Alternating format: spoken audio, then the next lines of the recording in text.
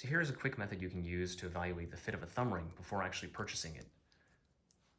We have 4 sizes here: size 19 by 21, size 20 by 23, size 21 by 24, and size 20 by 25. So first thing we can do is evaluate whether the long axis, the major axis of the ring, will fit. So in the case of this ring, this is a 19 by 21 ring. I want to see if the axis is long enough for my thumb to fit through.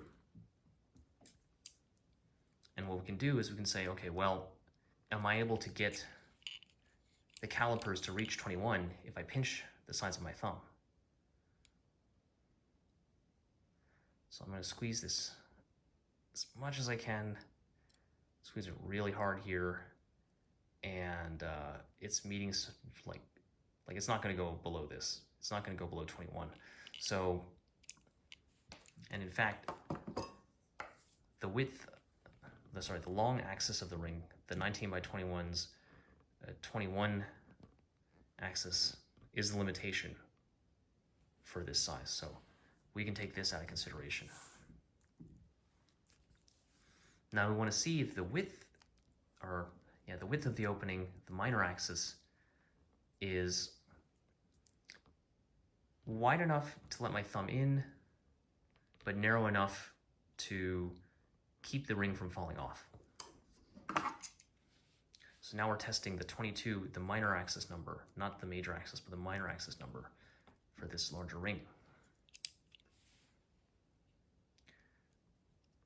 Let's see, so I can set this to 22 at first. Yeah, so if that is the minor axis of the ring, yes, my thumb will fit through,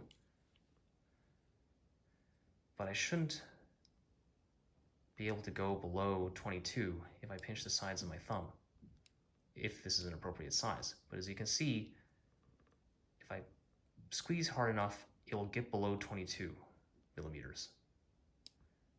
And in fact, if I were to try to put this ring on, the 22 size ring, because the width of my thumb can fit through 25 millimeters, and I turn it. Now the opening from here to here is 22 millimeters, and there's some resistance at first, but because my thumb can actually be pinched below 22 millimeters, if I just wiggle it through, this ring will fall off. And you don't want that for your thumb ring.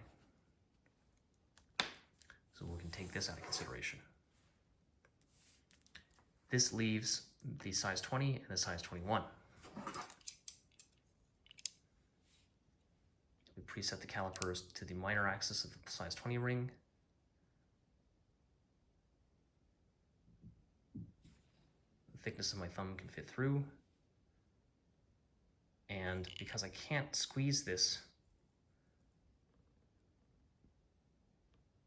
below 20, then this 20 dimension is good for preventing the ring from falling off.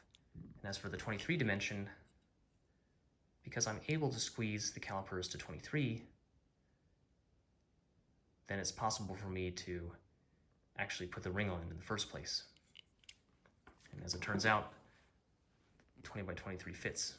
I can slip it on this way, and then it won't fall off after I turn it. Same with the 21. 21. Preset it to 21. Thickness of my thumb will fit through. And if I try to pinch down on the calipers to reach 21, and it's not happening, right? It can't get below 21.6. So the 21 dimension will be small enough to hold my thumb, big enough to let my thumb through, but then small enough to hold my thumb after I turn my thumb. And of course the 24 dimension, if I pinch down on my thumb, can I reach 24? Yeah, easily. And as it turns out, this size, I can turn it, put it on this way. If I try to pull it off, it'll stay on. Although there's a little bit of a gap. But I can take advantage of this, right? I can put a leather lining here, or a pichen, as they say in Chinese, or a kulak, as they say in Turkish. to sort of fill that space up, give my thumb a little protection for this style of ring. In fact, this is the metal ring that I use for shooting bows up to 131 pounds. And it has a leather lining. This size of this ring is 20.5 by 23.5, so it's in between these two. And that happens to work well for my thumb as well. So there you have it. That's a method for using calipers to predict whether a particular size will fit. Again, it involves presetting or testing the particular dimensions of the ring against your thumb. You want to test the minor axis, and then you want to test the major axis.